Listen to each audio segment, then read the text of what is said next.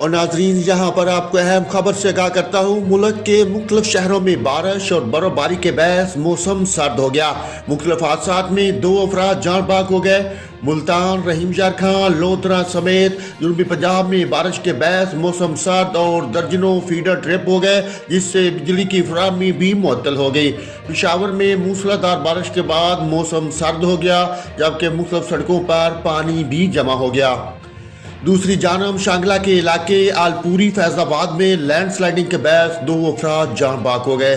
اس کے علاوہ چمن سمیت بلوچستان کے شمالی اضلاع میں برف باری کے بعد قومی شاہراہیں ٹریفک کے لیے بند کر دی گئی۔ ادھر کراچی میں ہواؤں کے طوفان نے تباہی مچا رکھی ہے۔ کل آنے والے ہوا کے طوفان کی وجہ سے 5 افراد ہلاک جبکہ کئی افراد زخمی ہو گئے۔